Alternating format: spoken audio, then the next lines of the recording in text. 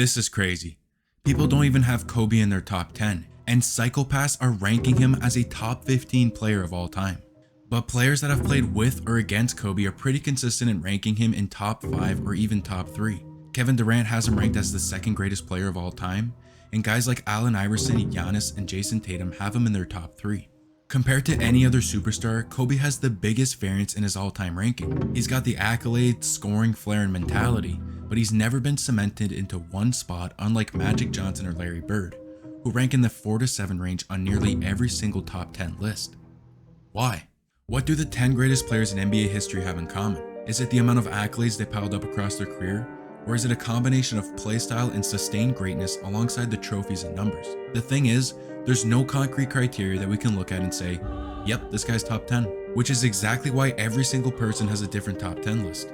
But there's almost always a handful of players that make the list. Michael Jordan, LeBron James, Kareem Abdul-Jabbar, Magic Johnson, Larry Bird, Wilt Chamberlain, and Bill Russell. But why isn't Kobe a part of this list? What is something that these guys have that Kobe doesn't? 7 players that changed the way that the game is played, but so did Kobe. 7 players that dominated throughout their entire career, but so did Kobe. 7 players that no matter how much pressure they were under, they were going to perform, and so would Kobe. There's something that Kobe has that some of the greatest players in NBA history don't. The illustrious three-peat. A feat that has been pulled off by just 5 teams in the 77-year history of the NBA, with a total of just 46 players that can say they were on the team that made history, and an even smaller number of players that can say that they were the reason for accomplishing the three-peat. And Kobe's one of those guys. LeBron never did it, Kareem never did it, neither did Magic, Larry, or Wilt pull off 3 straight championships. And it's a feat so prestigious that it should have a great amount of leverage upon a player's spot on the all-time rankings. But the counter argument to this would be that Shaq was actually the guy over Kobe on the three-peat Lakers, which might be true, but one couldn't do it without the other. Shaq was dropping 30 and 15 a night en route to the three-peat, while Kobe was holding his own, averaging 25, 5, and 5. And when you compare his numbers to other all-time greats during their three-peat, there's no doubt that Kobe should be in the conversation of top 10 all time. His scoring was far from Jordan's, but I mean, that's Michael Jordan. And putting the ball in the basket was never a problem for Kobe, especially during an era where it was never harder to score. From 1999 to 2007, NBA fans had to suffer through the slowest era that the league has ever seen. The league average pace during this 9-year span sat at just 90.9, and this past season the Cleveland Cavaliers ranked dead last in pace, and it was still nearly 5 notches higher than the average pace during the early 2000s. A slower pace meant fewer fast breaks, less early shots into the shot clock, and it resulted in less easy looks. It gave teams the chance to set up their half-court defense, resulting in lower true shooting percentages league-wide. Throughout these brutally slow 9 years, the league average true shooting sat at just 52.4%, nearly 5 percentage points less than it did just this past season. If games had less possessions and less shooting opportunities, how did it affect Kobe and the league's highest scoring superstars? During this era, Kobe played some of the best basketball of his career, averaging 28 points on above average true shooting percentages.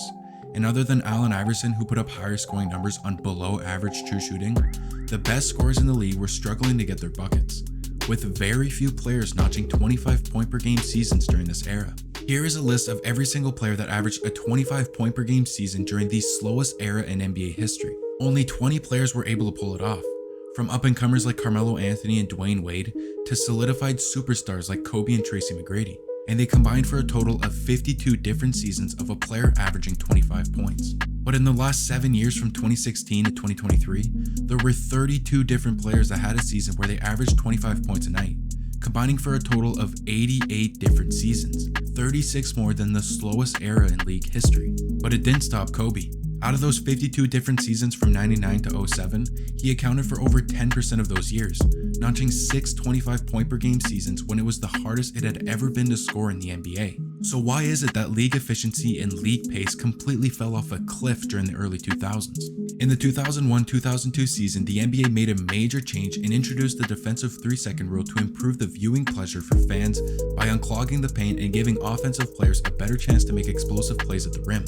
In other words, the league wanted more highlights, and in the long term, I'd say it worked. Alongside the defensive 3-second, the NBA now allowed teams to use a zone defense, which was banned since the 1940s. The defensive 3-second seemed to give the offense an advantage to drive the paint, but zone defense essentially took that away since it gave defenses the ability to load up the lane and stop players from even reaching the paint, baiting them into more jump shots. The season prior to the rule changes, Kobe was establishing himself as one of the top scorers in the league, and when the NBA added the new rules, his scoring took a plunge.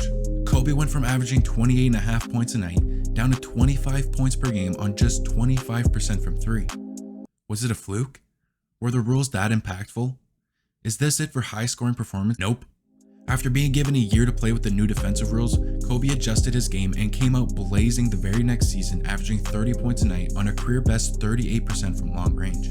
Throughout his 20-year career, Kobe had to go through rule changes, the slowest era in NBA history, and he caught the beginning of the three-point revolution. He played in 3 different decades, and it brings into conversation one of his most underrated traits: his longevity. 20 seasons, 1 franchise, with countless deep playoff runs, averaging 36 minutes per game, all while pushing himself even harder off the court. It's shocking that he was able to play for so long with the amount of miles that he had on his body, but it's likely to be the reason for his steep decline in the final era of his career. Kobe's career consisted of 3 eras: the Shaq and Kobe era that was all about championships, the rise back to the top after Shaq left LA and we got to see Kobe fully blossom, putting up the best scoring numbers of his career as the team rebuilt a contender around him, making it back to the mountaintop, going back to back with a completely different team. And his final era is when we fully appreciated the legacy that he left on the game, cementing himself as a true NBA legend. But during this time, the numbers don't look great, which is where the backlash comes from. Had it not been for the Achilles tear, and then the knee injury, and then a torn rotator cuff, Kobe would have been on a similar trajectory to LeBron's longevity. I mean, look at his numbers in his 17th season. This type of longevity was unheard of at the time, and if the injuries never happened, he would have gone out on top, even though he technically still did. It's funny how some bad scoring numbers at the end of Kobe's career when he was crawling to the finish line have an impact on everything else that he did throughout his time in the NBA. Kobe being quote-unquote a ball-hogging, inefficient shot chucker is the main reason why people don't rank him top 5 all time. Is there any truth to it?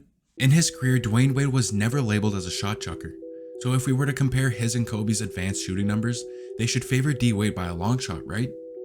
Well, they don't. D Wade has a better field goal percentage than Kobe, but we'll get back to that in just a second. Their true shooting and usage percentages are nearly identical, and on average, Kobe shot from further distances with more 3-point attempts, which factors into his below average field goal percentage. He's taking further shots, which are obviously harder to make.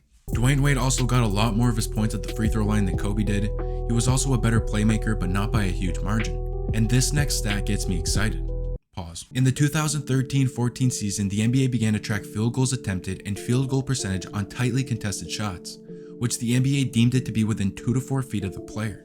I know it only catches the worst years of Kobe's career, but it gives us an idea of how many stupidly contested shots he shot throughout his career. So anyway, on tightly contested shots, Kobe shot 37% on nearly 8 attempts per game, while D Wade shot a much better percentage at 47 on 7 attempts per game in the final 6 seasons of his career. So if Kobe's numbers keep up with a player who isn't a shot chucker, how do they compare against Larry Bird, labeled as an efficient player and a sneaky good playmaker? Bird, who shot much less from 3 on his career, dominates in field goal percentage, and it's a close battle with Larry taking the edge in true shooting by just over 1%. And at the bottom, their assist percentage is nearly identical.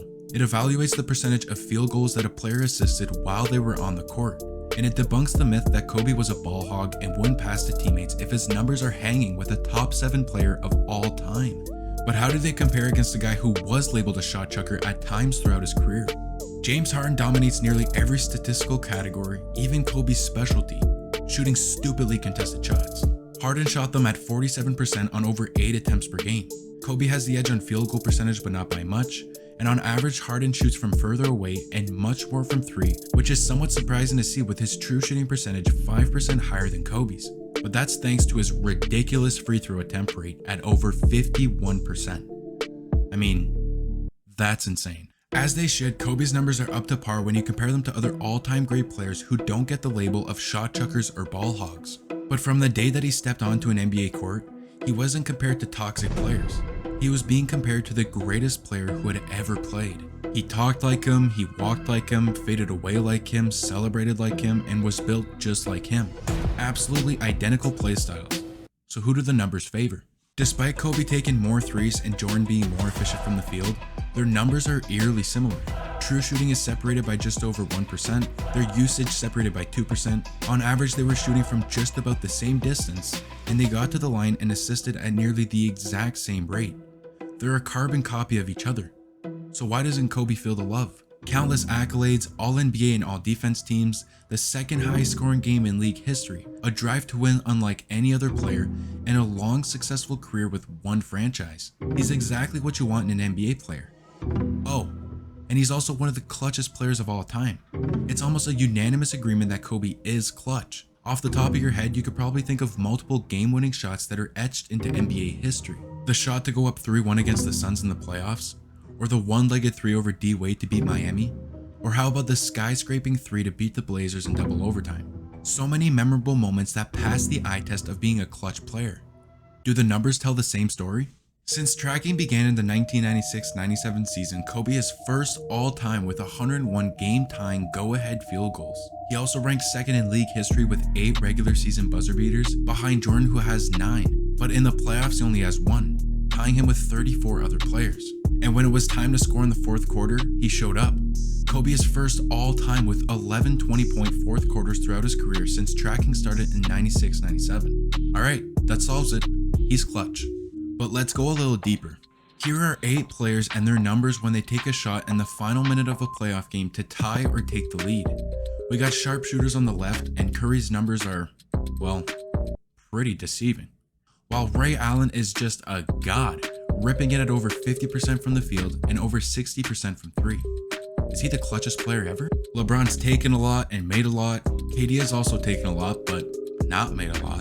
And Jimmy's numbers are solid. So what is Kobe's clutch shooting like? 27% from the field and just 17% from 3. Everybody knew the ball was going to be in his hands at the end of the game, and he was going to take the shot no matter what the defense threw at him. It might sound like an excuse to why he missed so much late in the playoffs, but damn. But how did Kobe perform on the biggest stage in basketball? Here is a list of some of the greatest playoff performance of the modern NBA and their finals points per fourth quarter average. Since tracking only began in the 96-97 season, we're only able to get the numbers for Jordan's last 2 finals appearances, but in those 12 games he showed out in the fourth. He averaged nearly 11 points, and it just confirms what everybody already knew.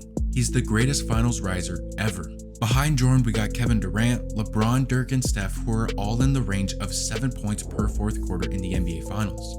And then there's Kobe. Among this list of players, he ranks 6th with 6.4 points per fourth quarter. Funny enough, tying him with Shaq.